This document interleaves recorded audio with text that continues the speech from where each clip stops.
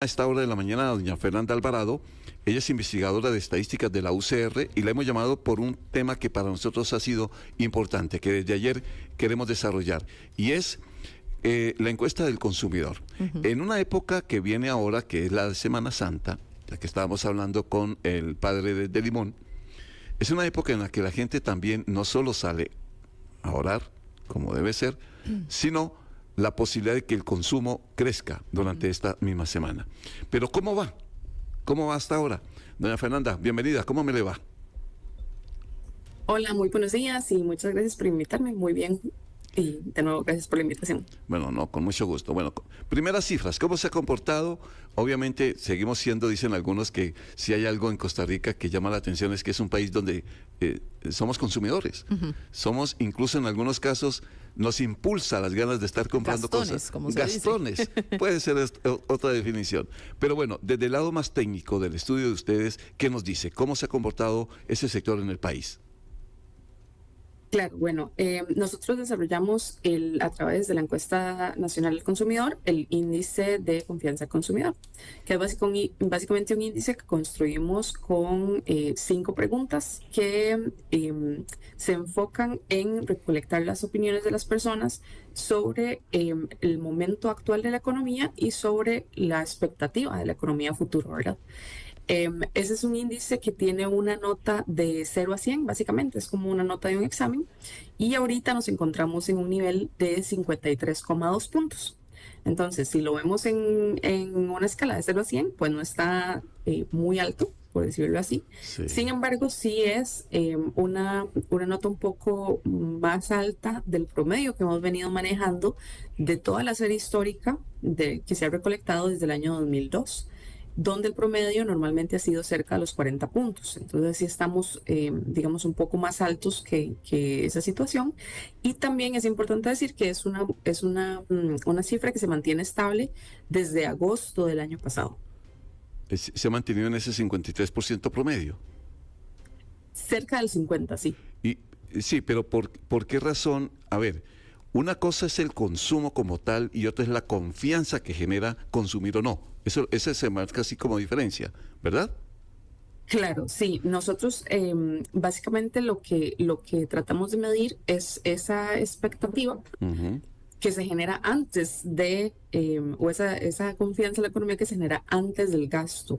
Digámoslo así, por ejemplo, un ejemplo muy sencillo de comprender fue el tiempo durante la pandemia, ¿verdad? Que aunque tal vez las personas tenían, o algunas lograron mantener su ingreso, tal vez su nivel de gasto era un poco más restringido pensando en la incertidumbre que había en ese momento, ¿verdad? Que no necesariamente podíamos salir a gastar porque no sabíamos qué iba a suceder. Entonces había más bien más cautela a la hora de gastar. Por otro lado, y en ese momento, digamos, el índice era muy bajo. Cuando tenemos niveles de índice más altos, perdón, lo que decimos es que más bien las personas sienten esa confianza, digamos, en que pueden salir y gastar y, digamos, la economía va a funcionar de una manera que les beneficie. Cuanto más crece la confianza, eso sí, crece el consumo. Exactamente. Ok, o al revés. O al revés, si no hay una confianza en consumir, pues obviamente que las ventas, etcétera, bajen. Pero el consumo se define como qué, Fernanda, es decir, ¿el consumo normal del día a día o es el consumo o de lujo? ¿O en qué áreas? Porque una cosa es la comida, otra Que cosa es es un la consumo ropa. necesario. Totalmente, o la ropa. Pero para ustedes, ¿se define consumo qué?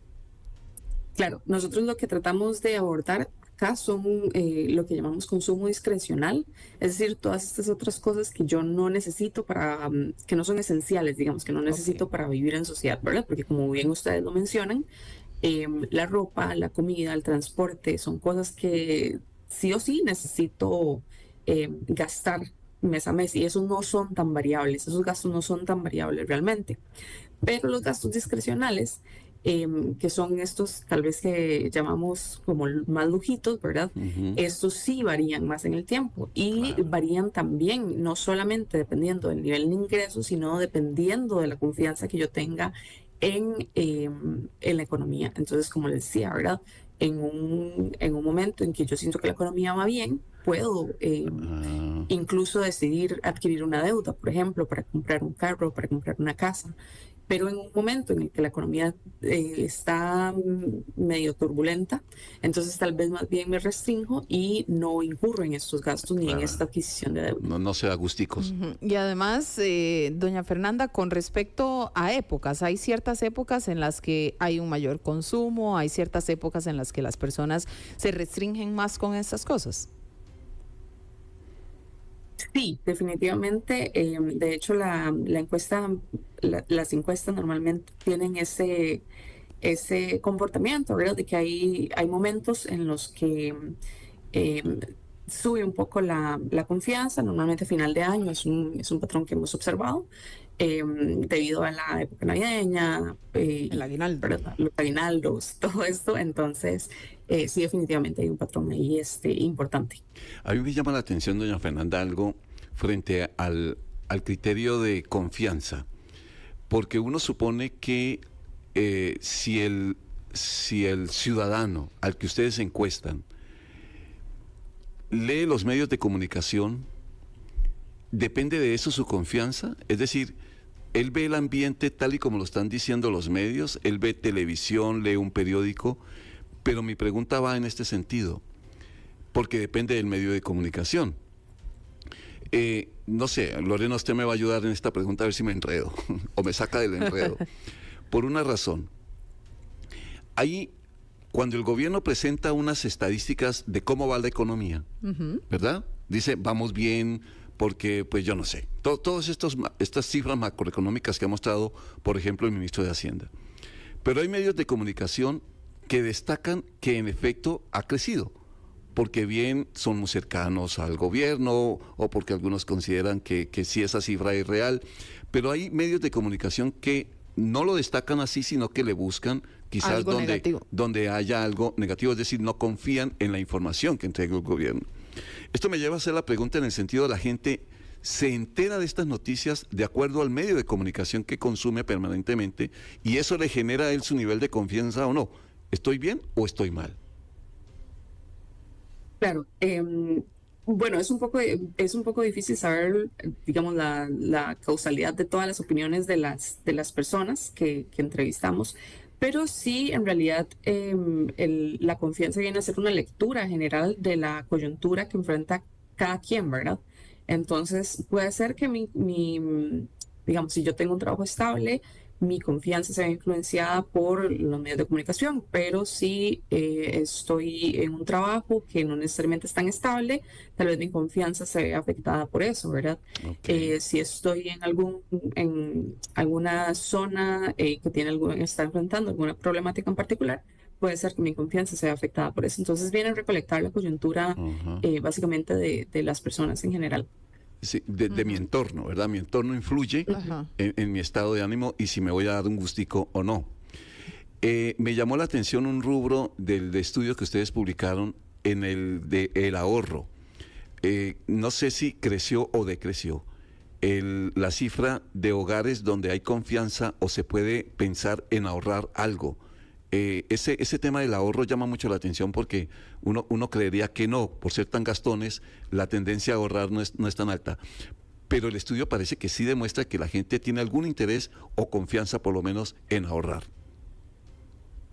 Claro, nosotros lo que les preguntamos a las personas es si, cómo es el ingreso de su hogar, ¿verdad? Eso le llamamos como la autopercepción del ingreso, que es básicamente les preguntamos, bueno, usted con el ingreso mensual que recibe de su hogar, ¿les alcanza o no les alcanza? Entonces, si nos dicen, no nos alcanza, les preguntamos, ¿y qué tan no les alcanza, verdad? Una cosa es que apenas no les alcance y otra cosa es que realmente no les alcance. Entonces, tenemos estas dos divisiones. Y por el otro lado, si nos dicen, no, a nosotros sí nos alcanza, entonces les preguntamos, bueno, ¿y a ustedes les alcanza apenas, justo? Sí. ¿O tienen la posibilidad de ahorrar, verdad?